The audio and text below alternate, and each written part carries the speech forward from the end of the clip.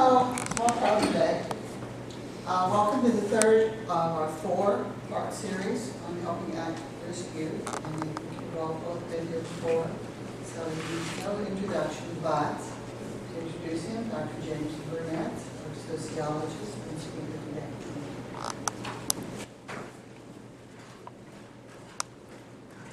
So I'm excited about the third in the series of titled Assisting at-risk youth develop positive identity development and transformative power. And the reason why I'm so excited about that is 2 years ago, I don't know if Dean Grimes remember, me and a student went up to Akron to Alchemy Inc. and where they were doing some work with at-risk youth. And since then, I've become familiar with the work that they've done, and I took my son up this weekend. He's a 17-year-old youth. He might not be considered himself at risk, but him being a minority biracial male, he fits in that category. So I was able to take him up and look at the work that they're doing. So I'm really excited about this presentation today. Next. Now, the subject matter of identity in all youth, for that matter, in America, is really on the forefront right now. So basically, I'm going to look at 3 different strategies to help with positive identity development. And the first strategy is what is known as the individuation process. The way to really understand what I'm talking about when I talk about the individuation process is to think of an acorn that individuates into an oak tree. And that is the individuation process in a nutshell. Where it comes with actually human being, flesh and blood, at-risk youth, is that the personality of the young person is built up, and the opposite of the personality, which is called the persona, which is a mask that young people use to hide their true nature and to make a particular impression on the surrounding environment, is detached. So this individuation process involves a young person really getting to know his or her authentic personality and dropping off the persona or the mask that they wear to influence their peers or influence certain circumstances or whatever situation they may find themselves in. Next. So this is telling. Let me be me. I mean, that's the cry of the average young person in today's. But really, what they're saying in some circumstances is an inner urge to obtain their own truth. And what we try to help them do is to dive deep into their core personality to help them find who they really are and to fulfill this inner urge. This involves the youth coming to an understanding of aspects of their own personality and increasing awareness of the aspects that really they don't know nothing about. It's unconscious. They know they have this inner desire to find out who they are. And so what we do in this strategy of individuation is what is called non-action listening. In other words, it's almost as if we're standing inside the youth's mind, interpreting what they are saying to us, putting aside our need to control their individuation process, and helping them to discover who they are. So in a nutshell, when the youth run, we walk. When they come forward, we step back. And when they cry out and call for attention, we remain still and we choose our moment to intervene. Next. So in a nutshell, individuation is a search for totality as the discovery of the totality of oneself. The youth must be told that this does not always happen without pain. I don't like pain.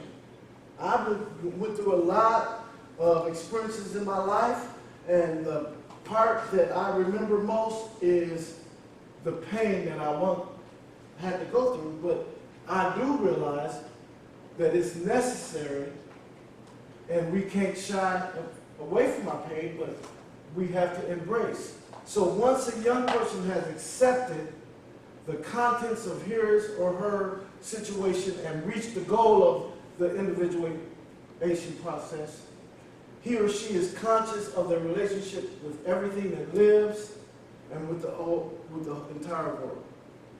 So, what are you saying, Dr. Burnett? What I'm saying is, at the end, when they finally have individuated, then they're in balance with themselves as well as the world outside. So it's worth it. The pain is worth it. And individuation is a natural, inherent process in a young person. And it can be stimulated by something external, but the bottom line is it's all about inner growth and what's happening inside.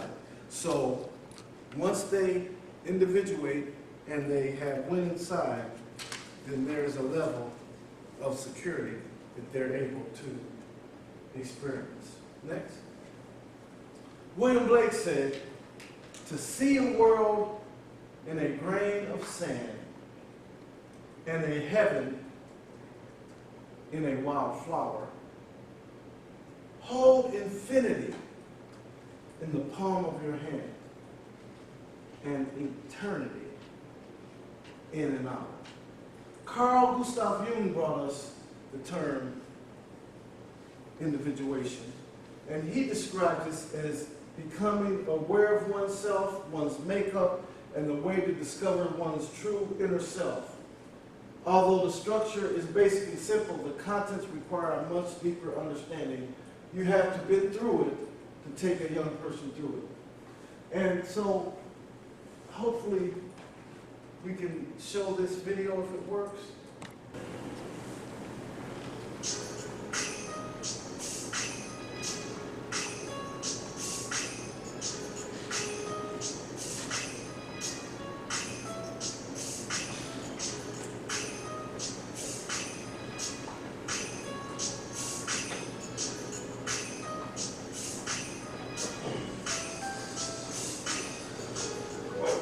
The 11 years of the program, we worked with over 2,000 in Akron and Cleveland primarily.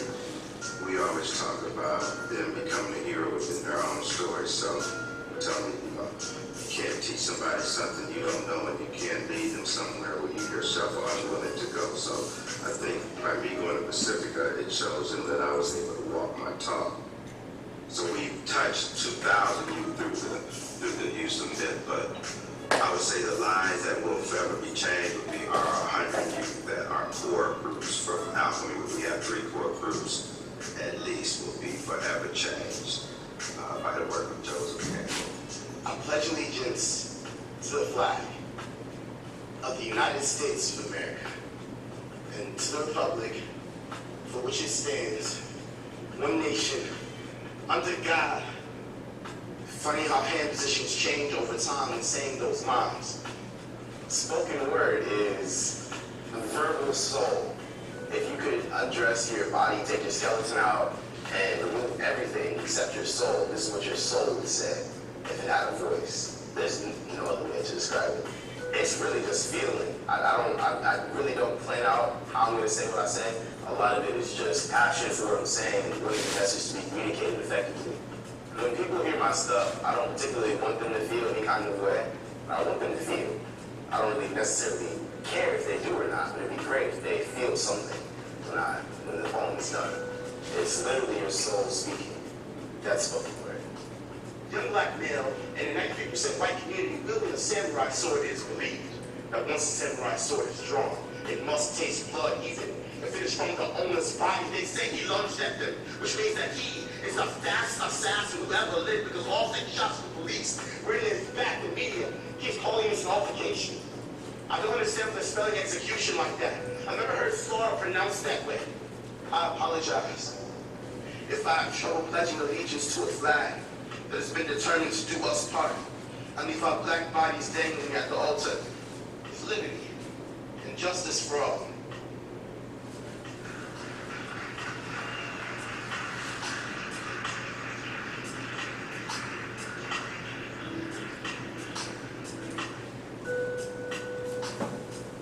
So, the mission of Alchemy Inc. is to cultivate urban adolescent males to develop a sense of purpose in life and to thrive as members of family, school, and community. And since its inception, it's worked over 1,500 male youth group setting. And in 2012, Alchemy received the National Arts and Humanities Youth Program Award from the President's Council on Arts and Humanities. So I actually went, that's what I'm referring to, in 2012 and took one of my students to the celebration. But the thing is that to take this individuation process on paper and bring it to the reality of the souls of the men that are affected, it really don't take much. I mean, I have the same PhD that Kwame has. He went to Pacifica in California. I went to Brookings in South Dakota. And there are willing souls, I'm sure, of it in Urbana, if not Springfield. I know there are willing souls in Dayton because I've reached out to them. So to take these concepts and this theory and put it into practice probably wouldn't take much and in the way of resources, but the need is there. And they said, well, how do you know it works? Well, you know, results does take time to measure, but nothing beats an old college try. And what I'm trying to say is I've seen in Idaho, in Minnesota, in South Dakota, in North Carolina, this thing works. It has been replicated in 3 states. And I just know that given the opportunity, I'm not saying that we'll have an award-winning program like Kwame, where he gets awards from our First Lady, but I am saying that this individuation process has worked in different circumstances in different states in the past. And just to put a picture of the bottom line, I like to talk about the bottom line. The bottom line picture of individuation next is this deep one. Do we continue on with the status quo and have one person drop out of the game, or do we help them to find their own journey, their own path, which may not fit in the status quo, but it'll fit in them? And that's the question. So that's the individuation process. Next, the second process of positive identity development is through Cross's social identity model. And this social identity model is a process of transformation, and it is based on social identity theory, which is divided into 5 different stages. The first stage, the pre-encounter. The second stage, the encounter. The third stage, immersion, emersion. The fourth stage, internalization. And the fifth stage, internalization, commitment. Now I want to say one thing. In Minnesota, we had this obstacle ropes course. And the idea was that the youth would climb to the top of this ropes course. You know, they would encounter setbacks and they would encounter struggles, but eventually they would make it to the top. And I'm here to say this is not a easy cure, fix-all thing. It's a process that is real and involves circumstances, losses, victories, small victories, large victories, situations that cause you to reach inside and find that internal strength and power that's within you. It's not easy. It's not simple. And some soldiers fall in battle. But I'm here to say that it's worth it. So, next, let's talk about the pre-encounter. The pre-encounter is when the identity is socialized early in life and influenced by the at-risk youth family, neighborhood, and community. This identity serves the at-risk youth day in and day out, and it serves them because life is predictable. They know what's going to happen. They know who's going to be at a corner store or be at the park at a certain time. They know what areas not to go into, what areas you can go in. They know who to speak to, who not to speak to. It serves as a filter so that incoming experiences of information for these youth fit into their own understanding of self and the world in which you live. If you don't know the rules of engagement, and you don't know that there are certain unwritten rules, you won't survive. And that's how it is in their environment. Similar to previously spoken of the preparation phase of the creative process and the innocent stage of the hero's journey, the pre-encounter stage is like the beginning of this identity journey. Next. Young people really desire to have a liberating social identity. What do I mean by that? Dr. Burnett, what are you talking about? Liberation, freedom. I want to have an identity to where I can really be safe wearing a hoodie in a neighborhood that's not my own. I want to be safe wearing blue in a neighborhood that the color may be red. I want to be safe in my environment. That's liberation. That's freedom. Now the deal is that on this journey, transition from one stage to another is usually motivated by the realization that their current view is either illogical, unhealthy, or no longer serving the best interest. Is it logical that I have to take off my hood, maybe even take off my whole jacket, or maybe even change colors, or even talk in a certain way in order to be able to function in a certain place in America? Is that logical? That if I go and cross this one street to another street, it may represent an unhealthy mood? So young people want to have a liberating social identity. So at each stage of this development, it's almost as if they are taking off one pair of glasses and putting on another pair of completely different prescribed glasses. And the new pair gives them a different view than the previous one. I mean, that's really base and really very simple, but that is where we are headed. Next. So young folks tend to think that they have a good life and a sense of fulfillment. However, the shock of self is what at-risk youth must go through in order to allow their life to experience and induce them in the need for change their entire identity and worldview. Now, this is the North Carolina Boys and Girls Club youth who we work with.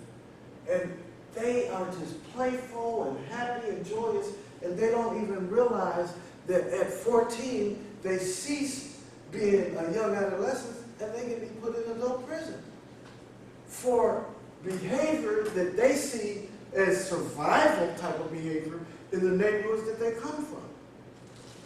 So they move from these age of innocence into a world of adult, and it's almost like the transition that happens, they don't even think twice about it. So next is the encounter.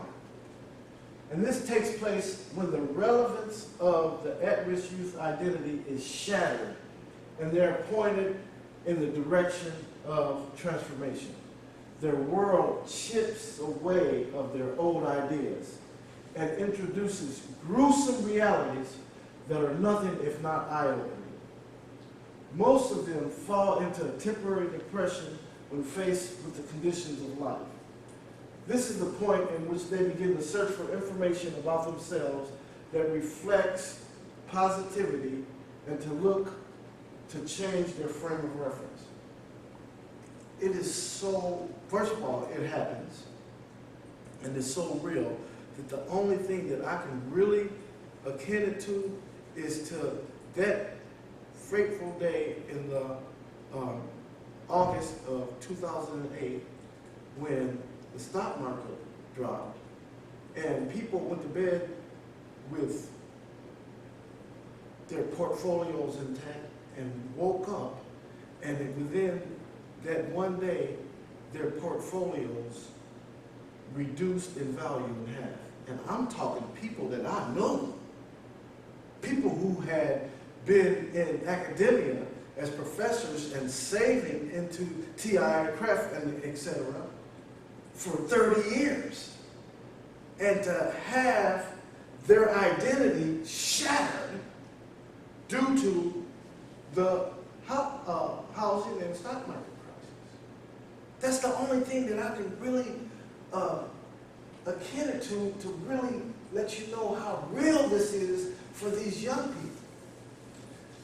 To go from, something that has worked for you and to realize that it's dysfunctional. It's based on a foundation that would not withstand the norms of society. And you thinking in your mind that it's all business as usual, and then to realize that with one step, you change your whole frame of reference, and you have to relearn everything and shatter your old ideas. Next. The next step is immersion. And this begins when the youth liberates themselves from the world around them and into the world of norm. They've accepted it. This represents the beginning of effort to, hey, I need to find out who I am, in what context that I'm in, and the way that we, as mentors or program directors or counselors, help them is through reading, examining, searching, investigating, and observing their experiences. The way that I've done it is usually I deal with ethnic. And so then I tie them with the heroes of their past to read and see who they can model after, who made it, why, what was the person, characteristics that helped them to overcome. In other words, I take the Biggie and Tupac and I introduce Colin Powell and Barack Obama. And that's just, modern, but you have to give them something that they can hold on to and they can connect to in this social identity model. If it was a Hispanic, we do with Hispanic leaders, Asian leaders, Hmong leaders. But they begin to disinvest from the old way of life and just emerge in what is basically research in order to find something to hold on to. Next. So by demolishing the essence of their old perspective and helping them to construct a new frame of reference, the youth are able to make commitment to change. So it's almost like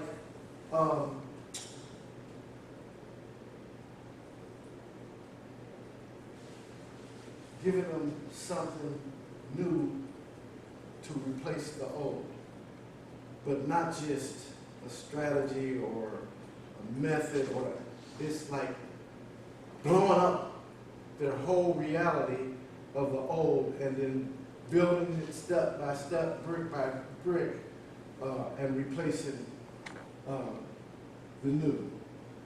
It's almost like this idea in postmodernism called deconstruction, where you deconstruct an idea, a concept, and then you begin to build on reconstruction. So the decision is strengthened through symbols of their new identity.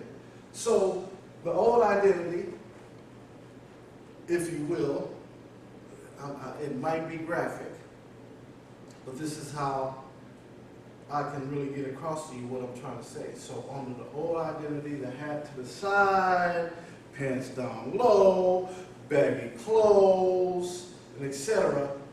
Enter the new identity,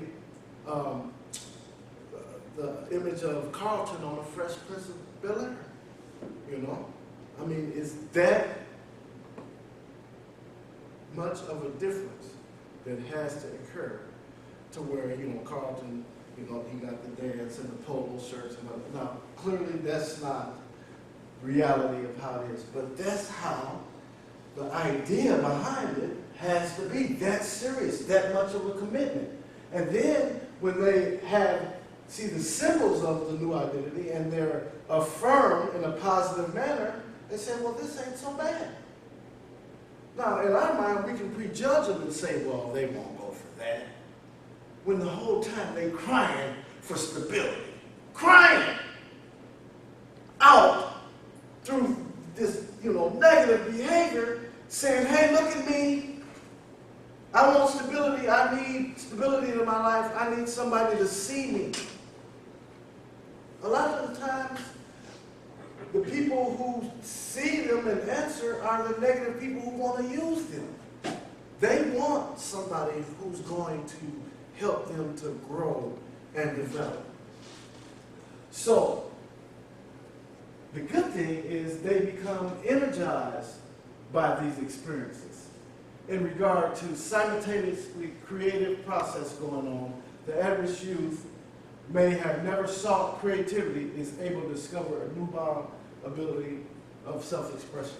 Now, it's really hard to see this picture, but what it is we're in a retreat facility in North Carolina, and we've taken these inner city youth out of the inner city of North Carolina, Wilmington, to White Lake Cabin in North Carolina, and we're doing a retreat.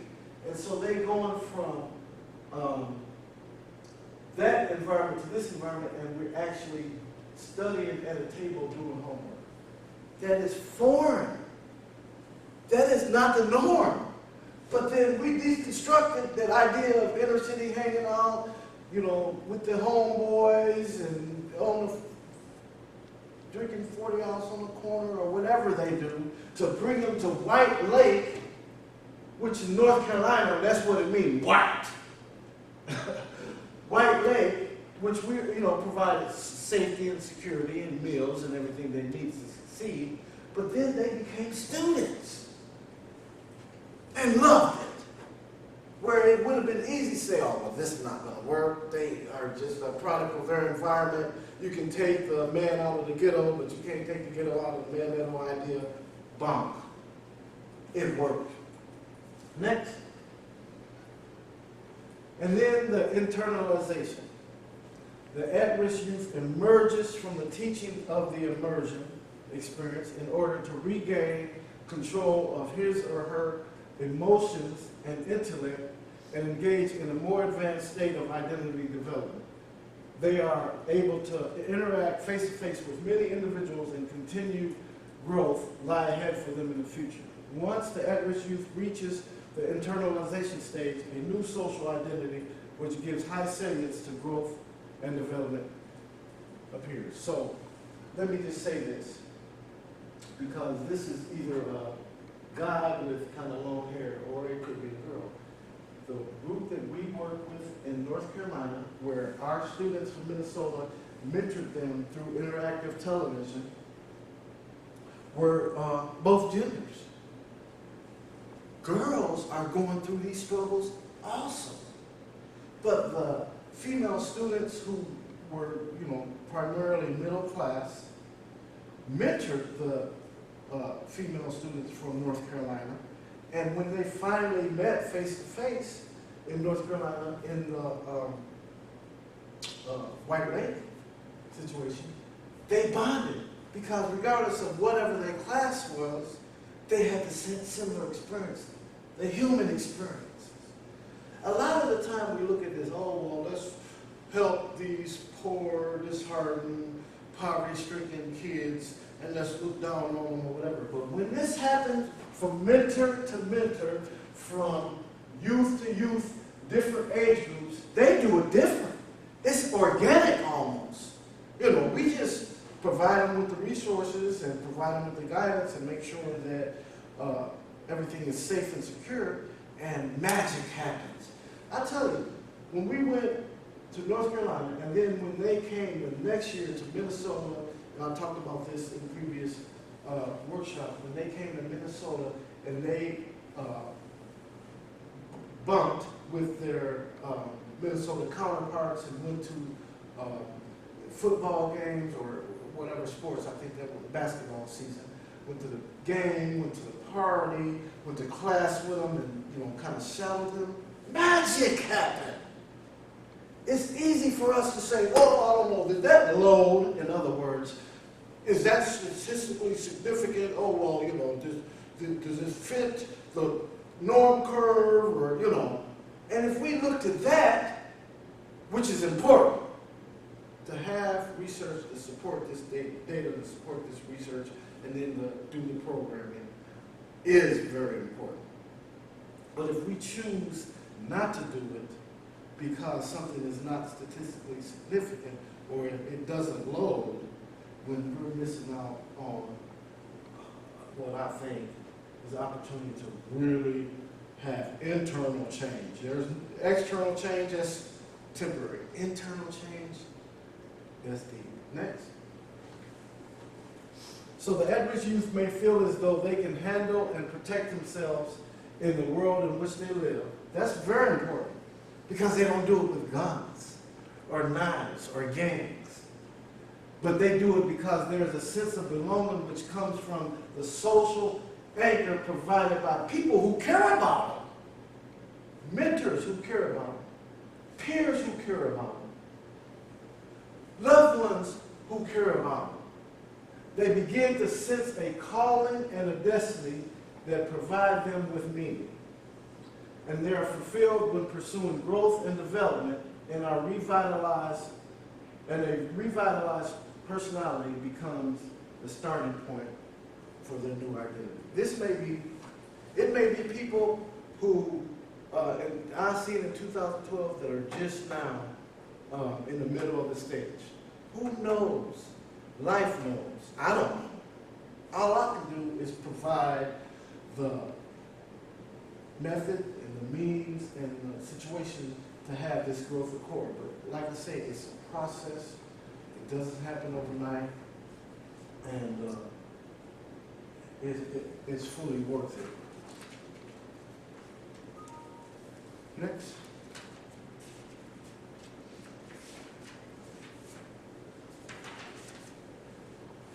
So then comes the internalization commitment. This is the stage that's achieved when the at-risk youth realizes that the quest for knowledge and continued growth may be recycled over and over. Their new identity meets the personal needs, and this encourages a long-term interest in being empowered with a plan of action based on their lives and based on what we call transforming power. I get emails. I have not stopped getting emails since 2002 of people who I've worked with earlier that have made it to graduate school, or I have people who made it to law school, or I have people who I started working with in the transition from senior to freshman in that summer who made it to the NFL. And that is real. I mean, I got the emails to prove this. It's crazy. Who you wouldn't believe who would be the person who made it to law school or made it to NFL. You remember when they were, going through that transition. We had college access program back then, and so next. So just on a recap, this is the sacred space model that I use, where I define sacred space as a calmness in the center of destructive energy, a place to recenter oneself toward the balance in the midst of pressures. So it's almost like we're holding the youth in a container until they can break free and be able to do it on their own. And while we hold them in this container, in sacred space, let's go back. Before sacred space, the old mentality, then they break that with the old, and they begin to get on the journey, and then they enter sacred space, and then they process and go through three experiences. The social identity experience, what I just described, the first day, the hero's journey, and the second workshop, the creative process. So they're doing these three things simultaneously, making forward progress, going back, making forward, putting on new glasses, seeing the perspective, go through this whole experience all at the same time. And at the same time, they have true believers who believe in them and are allies that support them. And then they learn how to make choices, which I talked about before. Between stimulus and response is a space. So if somebody hits you, before you decide to hit them back, you think about it. Well, that thinking about it is that space. And then you think about it and you use that space to make the right decisions instead of reacting. And in that space lies your freedom. So that's the sacred space model. Next. So I want to talk about the third strategy, which I learned in my work with the Friends for Nonviolent World, and that is called transforming power. Now, while most youth can't use transforming power, it can use them if they're open to it. Young people can open themselves to this inner wisdom by allowing the energy of transforming power to work through them in individual challenging situations. And so, transforming power is like love. If I ask you what love is, you might have a definition. I ask you what love is, you might have a different definition. I ask you, well, can you touch love? Well, you can't. Can you really touch love? Is it like this? Transforming power is a concept that by going through sacred space, it allows you to set up, to be open to this power that is probably in here that we can't see, we can't touch. So transforming power is just like a concept that you know, that you know, that you know. Because when you go through these models and these stages of sacred space, it just kind of appears as part of the package. That's all I can do to really describe it, but I can talk about how the youth can use transforming power tools. Next. So first, youth seek to resolve conflict by reaching common ground. It's no longer the old pre-encounter where, oh, well, he hit us, we hit them. You know, we got to take out their neighborhood and do a drive-by. Go and do it right now. Well, it's not about that anymore. It's about trying to have a win-win situation with your adversary. 2, young people reach for that warm humanity in others that seeks to do good. Clearly, under the old system, that wasn't the case. Under the new system, my brother, am I my brother's keeper? Yes, I am. 3, listen and try to understand where the other person is coming from, why they feel and act that way, before you choose a response. Just because somebody, okay, let me just put it like this. I know that if I come to my social theory class at 8 in the morning and I ask the student a question and the student bit my head off for no reason, it's not about me and the student. It's probably about something else that they're dealing with that's external to the class or the chapter we're studying or social theory. So why not listen and try to understand where the other person is coming from and why they feel and act that way before I say, hey, you know, one more shenanigan like that, buddy, you know? I'm trying to say, okay, it's 8 in the morning, you know, he hadn't had his coffee, you know, that whole thing before I choose how to respond. So in the same sense, that's what we try to convey to youth.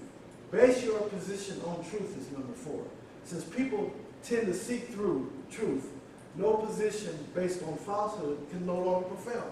Okay, so 20 years ago, he killed your brother, and then it's been like the Hatfields and the McCoys ever since, or the Red and the Blue ever since, or the Vice Lords and the GDs ever since, or the Crips and the Bloods ever since.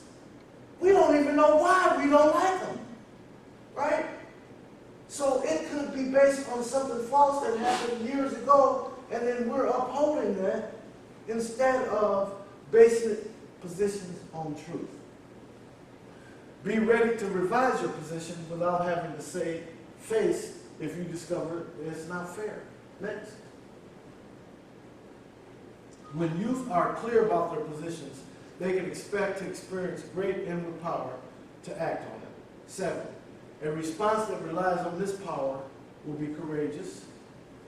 Surprise and humor may help transform a potentially hazard situation. I've got out of many situations making light of it or making fun of myself. And it could have been something that could have been hazardous. Very important. Teach young people to trust their inner sense of when to act and when to withdraw. You have to do a gut check. We call it the 12-inch trip from head to heart. You have to ask yourself some very important questions of whether or not you need to act on something or just let something go. Help youth to work toward new ways of overcoming problems by being willing to suffer suspicion, hostility, rejection, even persecution. The suffering can change their adversaries into allies or to win allies. So, is it worth it to me to face something or being accused of something that I didn't do in order for eventually the person can see that I didn't do it and then flip the script and become my ally? I think it's worth it. Teach them to be patient and persistent. I have to teach myself to be patient myself. I mean, we got adults who, you know, can't be patient. But if I can teach myself to be patient, why not share that with someone else? Help youth to build community based on honesty, respect, and caring. And I really think that we can do that. Next. Now, when the youth are experiencing transfer of power. What it looks like is those aha moments. You ever experienced that aha moment? It's like, oh, okay, that's what they're trying to say. Okay, I get it. Then there's a spirit of caring, compassion, concern. There's a letting go of something, such as old grudges or old patterns. There's a sharing of something. The youth just feel right about it. You lose whatever fear that you had previously. You feel a great internal power to act. And your responses are courageous and without hostility. Next. So with that, are there any pressing questions that you may have? Start to help the youth develop a positive identity?